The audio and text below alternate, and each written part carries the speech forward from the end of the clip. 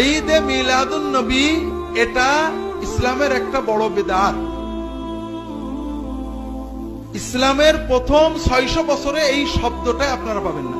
আজকে আমি জামে মসজিদে যেহেতু আলোচনা করেছি, এখানে বিস্তারিত বলবো না।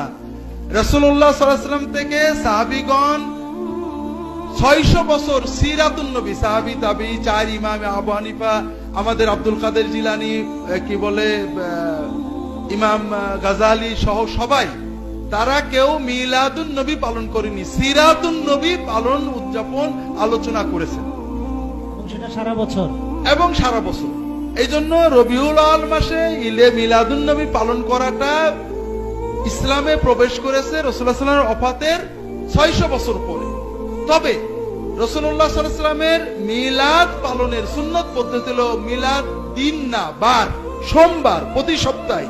বছর ঘুরে আসলে আপনি একদিন নবীর আশিক হবেন, এটার দ্বারা ইসলামের কিছু হয় না।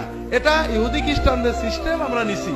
আপনি প্রতি সপ্তাহে সুযোগ পেলে সোমবারের দিন রোজা রাখবেন। এটা হলো রাসূলুল্লাহ সাল্লাল্লাহু আলাইহি ওয়াসাল্লামের মিলাদ জন্মে আমাদের শুকরিয়া আনন্দ প্রকাশের সুন্নত পদ্ধতি। রাসূলুল্লাহ সাল্লাল্লাহু আলাইহি ওয়াসাল্লাম সোমবারে রোজা রাখতেন। সাহাবায়ে কেরাম প্রশ্ন করেন, ইয়া রাসূলুল্লাহ, আপনি সোমবারে কেন রোজা রাখেন? তিনি বলেন, আমি এই দিনে জন্মেছি এবং এই দিনে আমি নবুয়ত পেয়েছি। অন্য হাদিসে আসছে নবীজি সোমবারে হিজরতও করেছেন, সোমবারে মদিনায় পৌঁছেছেন। আমরা জানি সোমবারে তার মৃত্যুও বটে। এই জন্য সোমবারে রোজা রাখা একটা সুন্নত আমল, এটা আপনারা পালন করবেন।